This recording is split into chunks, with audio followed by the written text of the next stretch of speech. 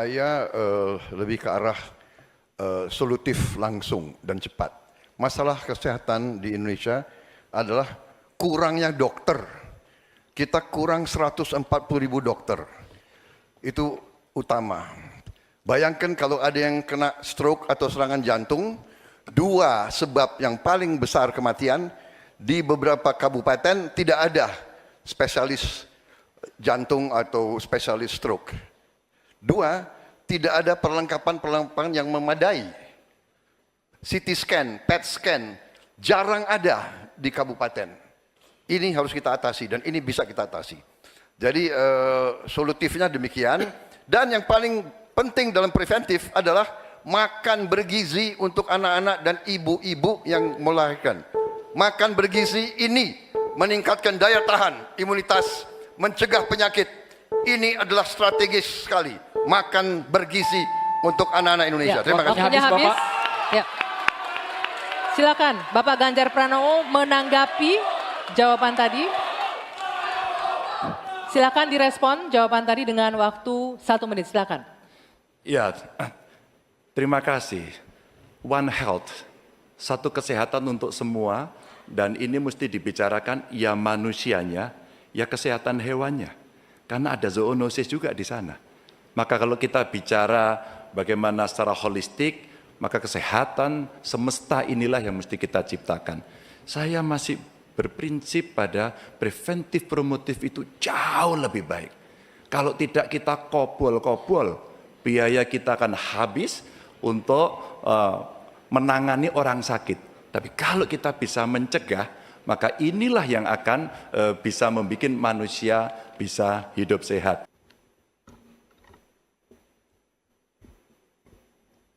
Terima kasih. Kita menyaksikan bahwa kemajuan sistem telekomunikasi dan teknologi informasi itu berkembang amat pesat. Karena itu Indonesia tidak boleh ketinggalan. Dan gagasan kita adalah satu, peningkatan kualitas manusia dan inovasi di sektor teknologi informasi dengan cara pairing, berpasangan, mendatangkan pakar untuk bisa melakukan alih teknologi bersama-sama.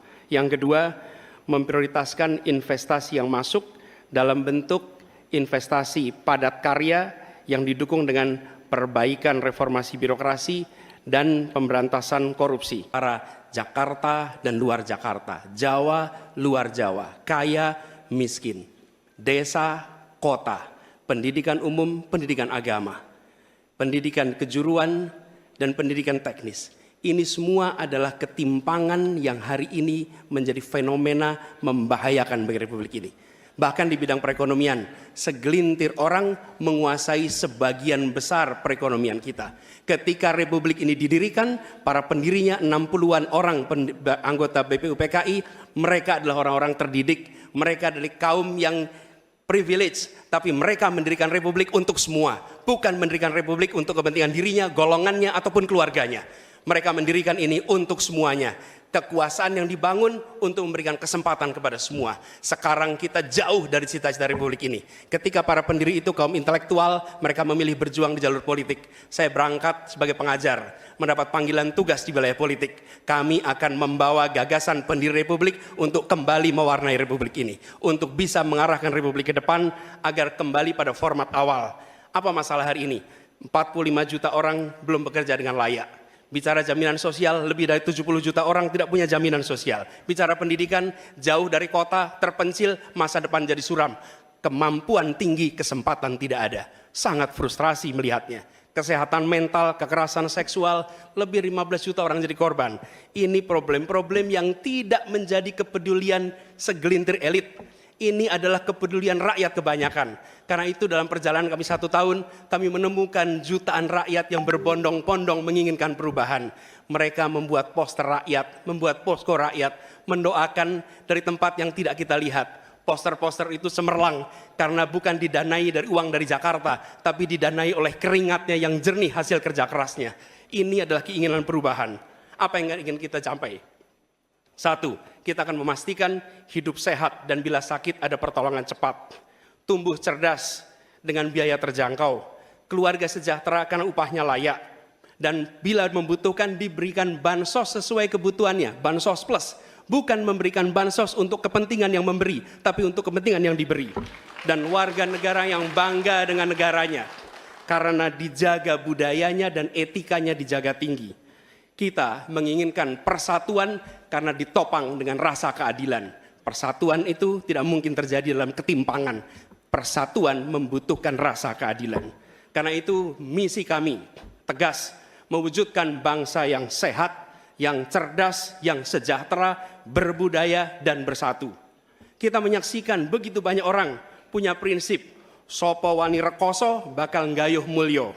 Siapapun yang bersungguh-sungguh dalam usahanya pasti meraih kemuliaan. Tapi bila kesempatannya ada, bila kesempatannya tidak ada, menghasilkan frustrasi. Dan kami ketika menjalankan amanat, maka kami akan memegang prinsip ngadek sacekna, nilas saplasna.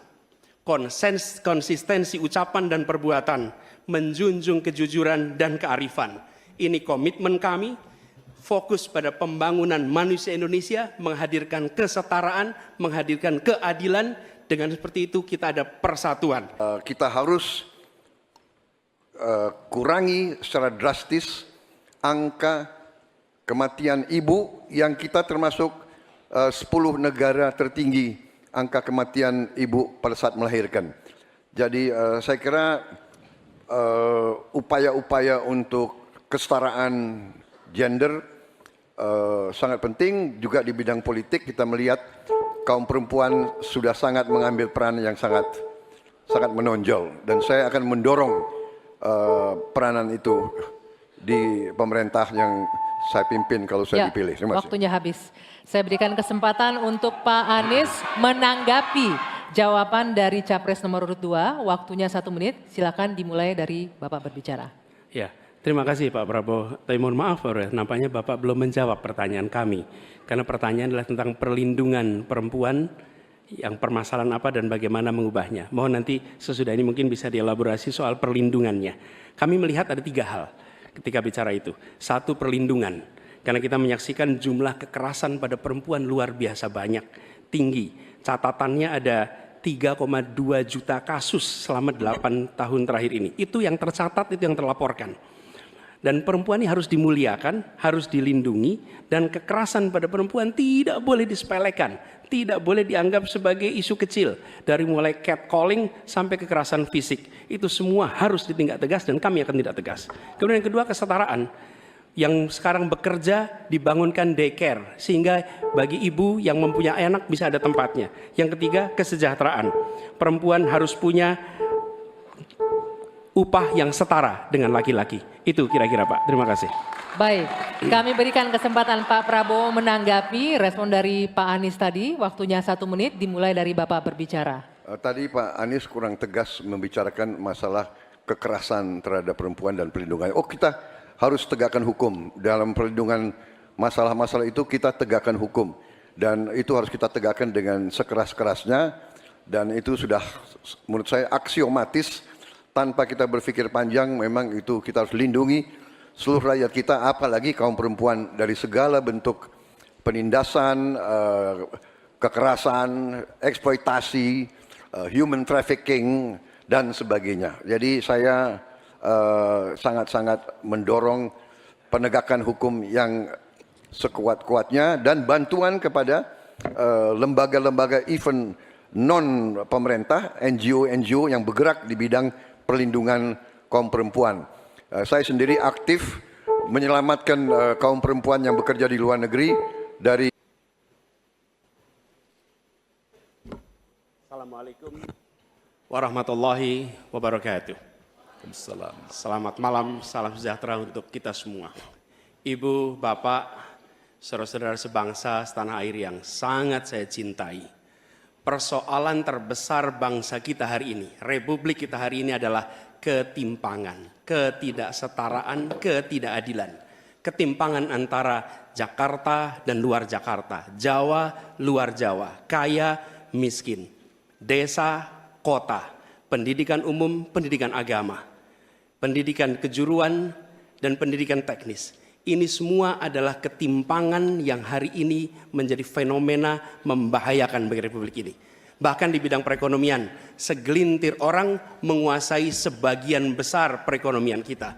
Ketika Republik ini didirikan, para pendirinya 60-an orang anggota BPUPKI, mereka adalah orang-orang terdidik, mereka adalah kaum yang privilege, tapi mereka mendirikan Republik untuk semua, bukan mendirikan Republik untuk kepentingan dirinya, golongannya, ataupun keluarganya. Mereka mendirikan ini untuk semuanya. Kekuasaan yang dibangun untuk memberikan kesempatan kepada semua. Sekarang kita jauh dari cita-cita Republik ini. Ketika para pendiri itu kaum intelektual, mereka memilih berjuang di jalur politik. Saya berangkat sebagai pengajar, mendapat panggilan tugas di wilayah politik. Kami akan membawa gagasan pendiri Republik untuk kembali mewarnai Republik ini. Untuk bisa mengarahkan Republik ke depan agar kembali pada format awal. Apa masalah hari ini? 45 juta orang belum bekerja dengan layak. Bicara jaminan sosial, lebih dari 70 juta orang tidak punya jaminan sosial. Bicara pendidikan, jauh dari kota, terpencil, masa depan jadi suram. Kemampuan tinggi, kesempatan tidak ada. Sangat frustrasi melihatnya. Kesehatan mental, kekerasan seksual, lebih 15 juta orang jadi korban. Ini problem-problem yang tidak menjadi kepedulian segelintir elit. Yang pertama, hentikan liberalisasi pendidikan. Hentikan hari ini. Berikanlah kepada para mahasiswa kita proporsi yang benar. Kenapa Ganjar Mahfud punya program satu keluarga miskin, satu sarjana, agar mereka tidak direpotkan pada persoalan ini. Dan Pak Anies tadi betul, ikhtiar para mahasiswa hari ini agar dia tetap bisa sekolah adalah ngutang. Dan pinjol ternyata menjadi problem. Dan saya sepakat, kami diskusi beberapa waktu lalu dengan para mahasiswa di Jogja, ini menjadi cerita utama. Pak Ganjar, apa kemudian yang bisa kita dapatkan ketika kemudian kita harus memacu diri agar nasib kami jauh lebih baik? Karena kami tidak bisa mendapatkan akses yang mudah di situ. Saya ingin mengangkat kembali sebenarnya. Dulu, era senior-senior saya, senior-senior kita saya kira, termasuk kakak saya sendiri. Dia punya KMI kalau tidak salah waktu itu. Kredit Mahasiswa Indonesia. Dan kalau tidak salah kakak saya sampai hari ini ijazahnya tidak pernah diambil juga. Karena itu dia lulus menggunakan kredit yang sangat murah, diberikan skim oleh pemerintah, dan modelnya seperti Yarnen, bayarnya setelah panen. Panennya apa? Ketika dia sudah lulus. Maka liberalisasi yang mesti dihentikan ini menurut saya mesti juga diimbangi dengan proporsionalitas kepada mana yang mampu dan mana yang kurang mampu. Yang kurang mampu mesti mendapatkan intervensi dari pemerintah, dan tentu saja apa yang mesti dikerjakan oleh perguruan tinggi pun dia harus bisa menunjukkan bahwa UKT ini dengan klaster-klaster pembiayaan seperti ini diperuntukkan untuk kalangan yang memang sesuai dengan strata mereka. Begitu. Adalah sumber daya manusia, saya kira tidak boleh diingkari bahwa betul pendidikan adalah investasi. Jangan dihitung-hitung sebagai sebuah kos.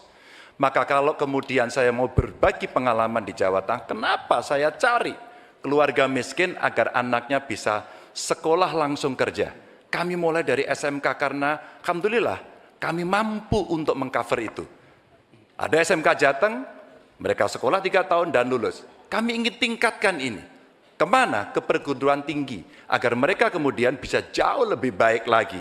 Dengan cara itu, ruang-ruang publik kehadiran negara khususnya dalam bidang pendidikan inilah yang bisa kita berikan kepada mereka. Hari ini yang kita tuju adalah bagaimana kebijakan ini berpihak kepada yang lemah. Apakah itu si miskin, apakah itu kelompok perempuan, apakah itu penyandang disabilitas. Sehingga mereka... Kita mengerti tadi bahwa angka kematian atau usia hidup Indonesia termasuk cukup memprihatinkan, dan ini masalahnya adalah karena kekurangan dokter.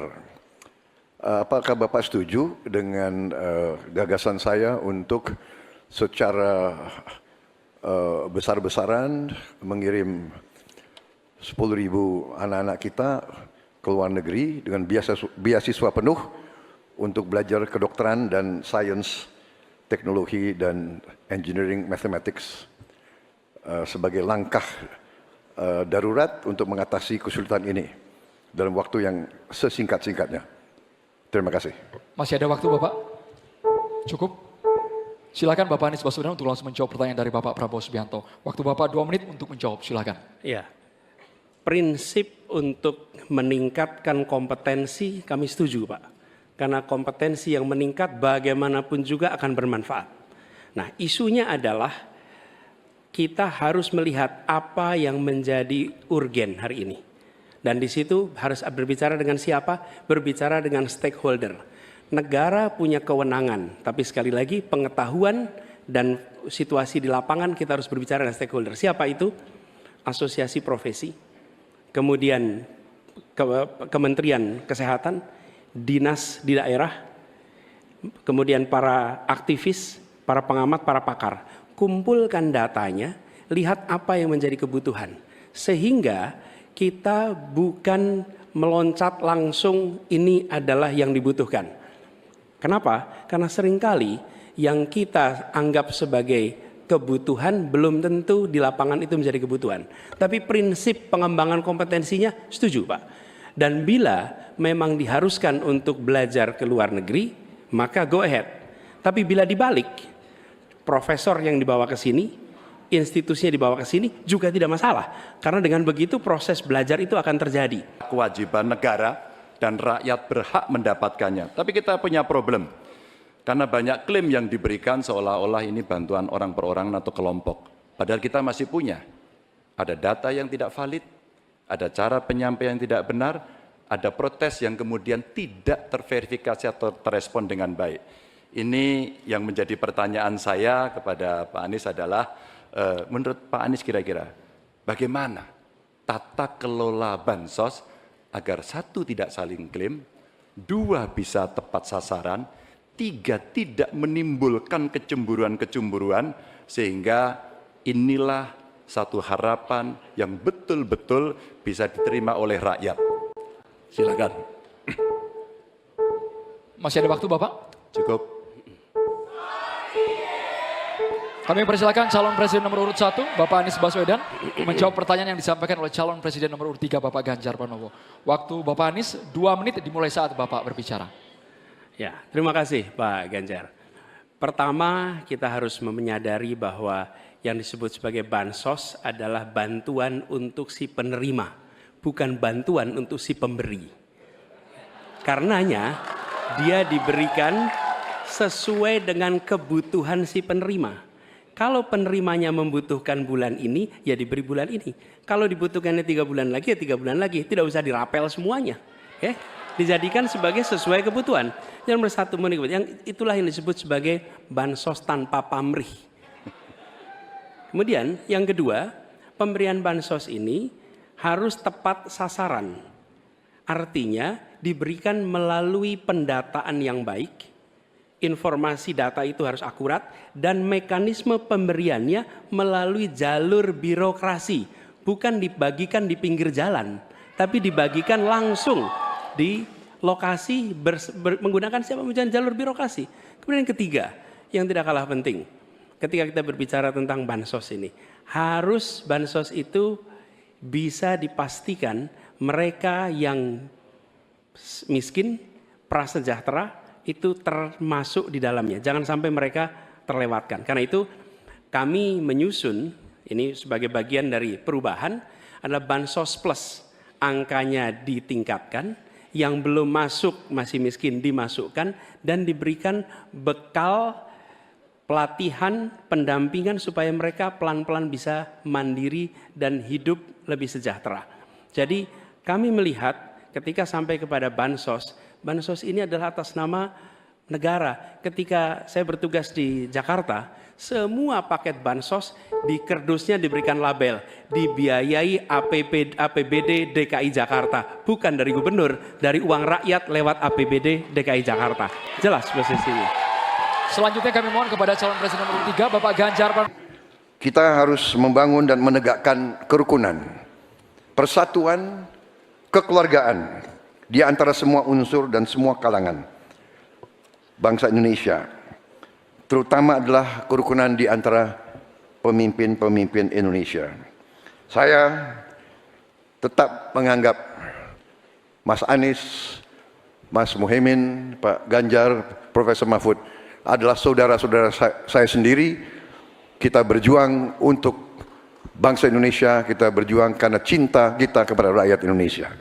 Saudara-saudara sekalian, manakala Prabowo Gibran dan Koalisi Indonesia Maju atas izin Tuhan Yang Maha Besar, Tuhan Yang Maha Esa, menerima mandat dari rakyat, kita akan jadi pemimpin nasional untuk seluruh rakyat Indonesia. Saya akan jadi presiden untuk seluruh rakyat Indonesia, termasuk yang tidak memilih saya dan termasuk yang tidak percaya sama saya akan berjuang untuk seluruh rakyat Indonesia. Kami berjuang, bertekad menghilangkan kemiskinan dari Indonesia. Kami bertekad menghilangkan kelaparan dan kurang gizi bagi rakyat Indonesia. Kami bertekad mengurangi angka kematian ibu-ibu yang sedang melahirkan. Kami berjuang untuk menghilangkan korupsi dari bumi Indonesia. Kami berjuang untuk perdamaian bagi rakyat Indonesia dan bagi bangsa Indonesia. Kami berterima kasih kepada semua pemimpin-pemimpin Indonesia, semua presiden Indonesia, Bung Karno, Pak Harto, Pak Habibie, Gus Dur, Ibu Megawati, Pak SBY, dan Pak Joko Widodo. Mereka adalah putra-putri terbaik bangsa Indonesia. Kami terima kasih kepada mereka telah menjaga republik kita. Sekarang kita menikmati, tidak terlibat dalam pertikaian dengan bangsa-bangsa lain. Yang mereka sampaikan sebagai titip, kami ingin Indonesia yang lebih baik, kami ingin Indonesia yang lebih adil. Dan kami tahu Tuhan Yang Maha Kuasa, Allah Subhanahu wa taala, menginginkan kekuasaan yang welas asih, yang cinta kasih. Karena itu kami yakin bahwa Tuhan Yang Maha Kuasa, Allah Subhanahu wa taala, akan memberikan kekuasaan pada yang dikehendaki. Qul yallahumma malikal mulki tu'ti mulka man tasya wa tanziul mulka mimman tasya. Bahwa Tuhan akan memberikan dan mencabut dari yang dikehendaki. Karena itu kami dalam berjuang menyadari betul cinta kasih, welas asih, ketulusan, keteguhan menjadi bagian dari perjuangan ini. Kami menemukan orang-orang yang bertugas di lapangan bersama kami, TNI, polisi, ASN, kepada mereka kami sampaikan rasa terima kasih yang luar biasa. Dan kami akan perhatikan mereka untuk bisa hidup lebih baik setiap tahunnya nanti. Kita juga menyaksikan ada yang menolak ini, yang hidup dari ketimpangan ini, yang justru merasakan kekuasaan dari ketimpangan ini. Itu yang akan kami lawan. Tapi kami tidak melawan dengan kebencian, kami tidak melawan dengan rasa ketidaksukaan. Kami akan membawa ini dengan spirit Surodiro Joyo Diningrat, lebur dining pangastuti, bahwa segala angkara murka akan kalah oleh kebaikan. Merah putih di atas semuanya. Penghormatan kepada kebinekaan, penghormatan kepada persatuan akan mengantarkan kita, yang kita ikhtiarkan bersama-sama, menjadi Indonesia yang cerdas, sejahtera, sehat.